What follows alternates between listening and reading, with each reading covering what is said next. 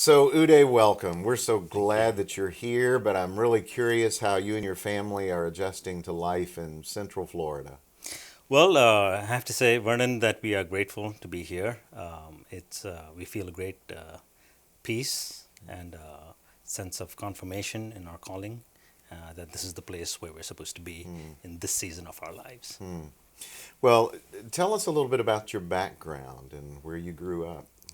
Well, I grew up in the city of New Delhi, which is the capital city of India. It's a large urban environment, and I grew up going to the Methodist Church of India. Um, it's quite funny when you think about it. Even though I grew up in the Methodist Church of India, I did not know who John Wesley was until I came to Asbury Theological Seminary. Where I'm sure you learned well who I he is. did, I did.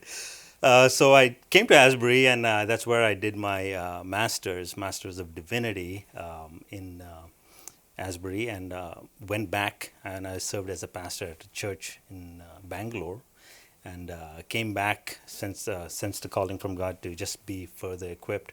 Came back and did a doctoral, my PhD in intercultural studies. And during that time at Asbury, I also served as a worship pastor at a Christ Church, which is a church in Lexington, and also at Great Commission Fellowship in Wilmore.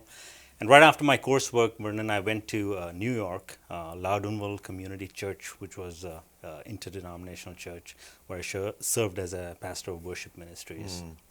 Well, that is a unique background, but there are some other aspects of your background that I think people would be interested in, including you worked with the director of the Oscar-winning film Slumdog Millionaire. I love that movie.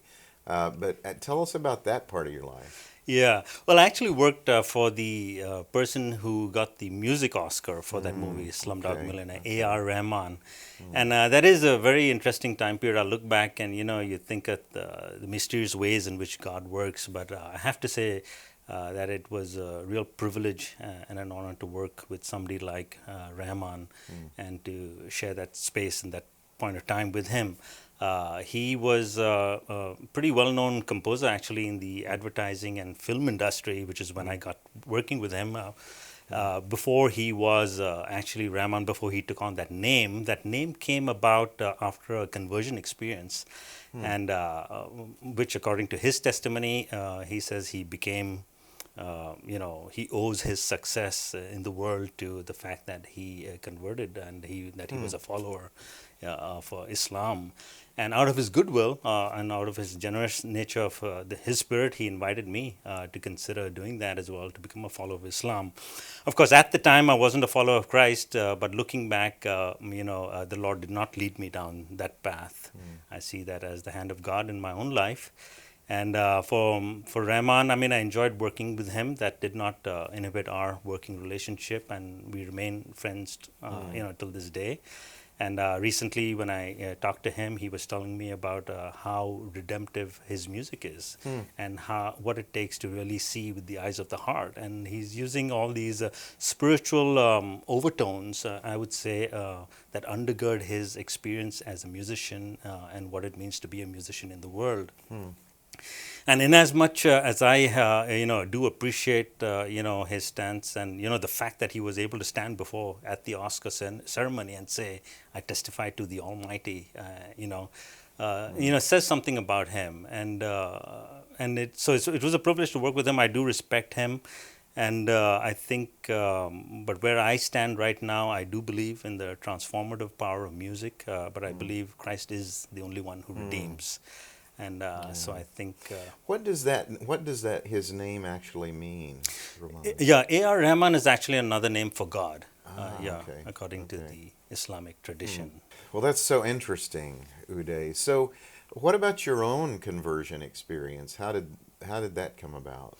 Yeah, that's interesting. So during that period, as I was working with Rahman, the drummer friend, we had a band together with Rahman. So the drummer friend and I were one day hanging out at the beach, and someone, another spiritual friend who was actually a follower of Christ, who apparently had been praying for us, told us about this lady, who was praying for people, and both of us had Christian backgrounds, and we said, okay, let's take an afternoon and go see this lady, and we ended up doing that, and it so happened that day I went in and she prayed for us, and she anointed me with oil. And as soon as she prayed, I just remember at that moment, just a weight lifting off me, you know.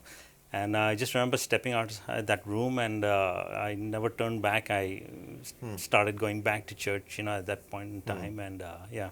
How old were you at the time? I was in my third. I was 30. Hmm. Yeah, I think I was 30. Wow. And so, like Charles Wesley's hymn, your chains fell off, and you were lifted up. You arise, my soul, arise.